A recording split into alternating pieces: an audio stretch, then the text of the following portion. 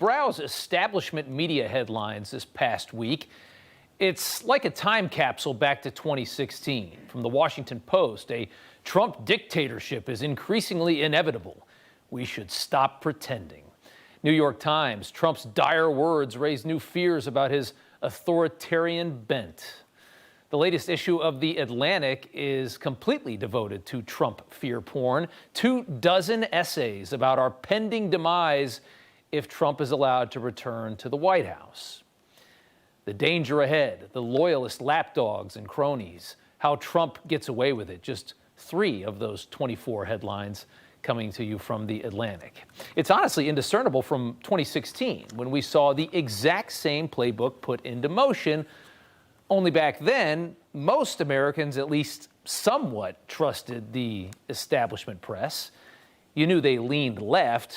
What you didn't realize at that time, 8 years ago, was just how much they worked to subvert you and just how much control they had over what you believed and how controlled they are by your government. You didn't know all that. Trump showed people a lot of things. Take a listen to the editor of The Atlantic, desperate to spend whatever credibility his rag has left to coerce Americans into rejecting Donald Trump again and voting to re-elect the worst president in American history.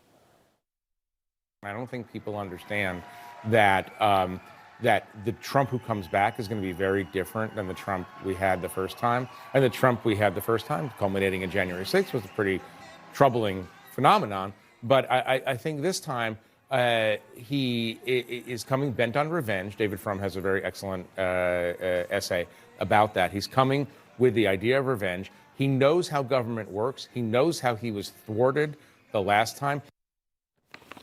Notice right there at the end, after he got done droning on, he says he knows how he was thwarted last time. Casually admitting that the machine rejected Trump, rejected the will of the people, and subverted the democracy that these same people all cry about every day.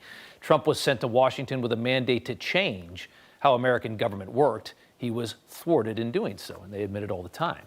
And after January 6th and 8 years of negative media coverage, 4 indictments, polling indicates that this man has a dramatically better shot at the White House than he's ever had before.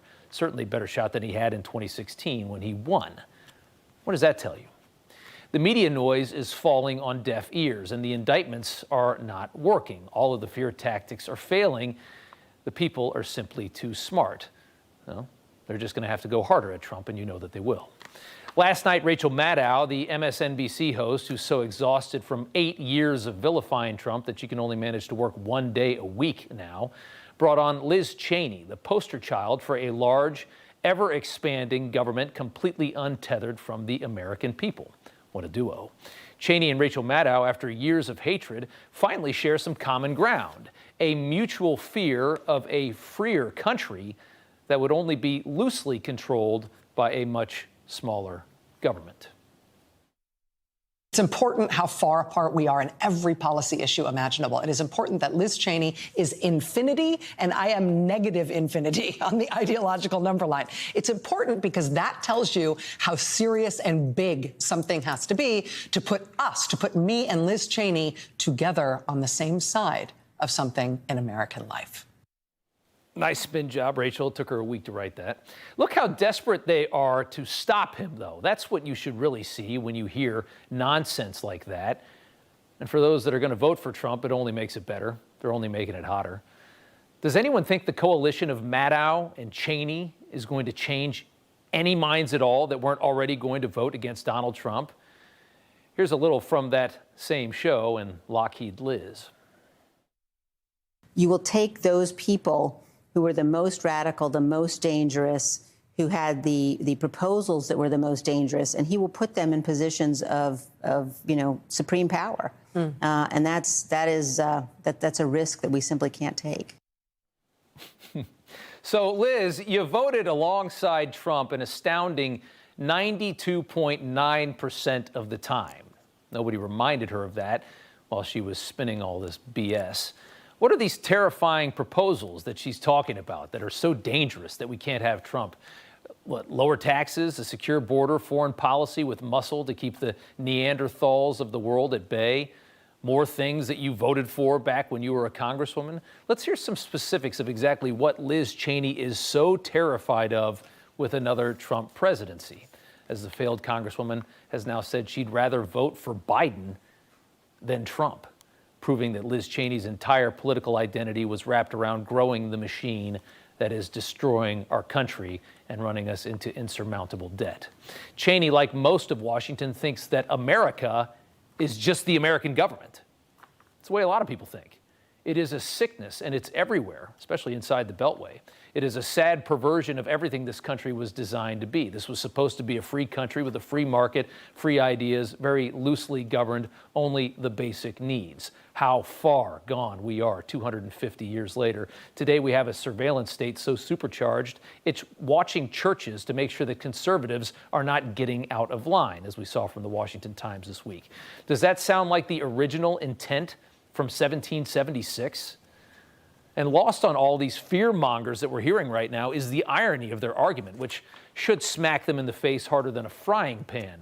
They're telling you to vote Biden in 2024 to protect the country from authoritarianism, and at the same time, the Biden DOJ has coordinated multiple indictments against the president's sole 2024 opponent. Watch this moment between Josh Hawley and Merrick Garland from earlier this year as they discuss the Mar-a-Lago raid. It tells the whole story.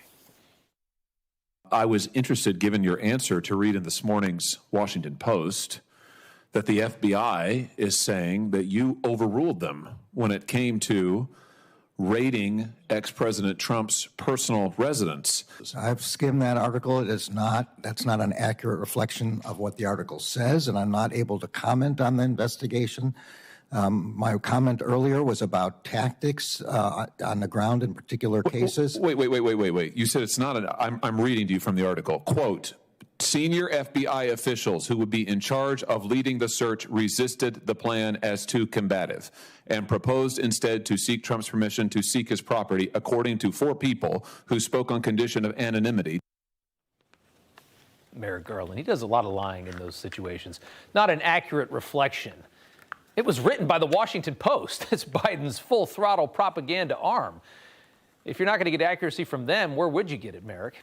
And remember, when they raided Mar-a-Lago, Biden was sitting on piles of classified material himself, far more than Trump.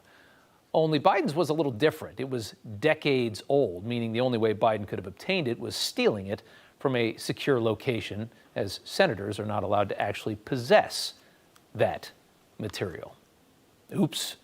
So what did Garland and company do this time? Well, they just moved the goalpost on just one of the 4 indictments for Trump. Said Trump was only in trouble because he messed with the materials after the archives asked for them back. Now that's the line, right? Well, in October, we suddenly had evidence that Biden's team did that too. And what happened next?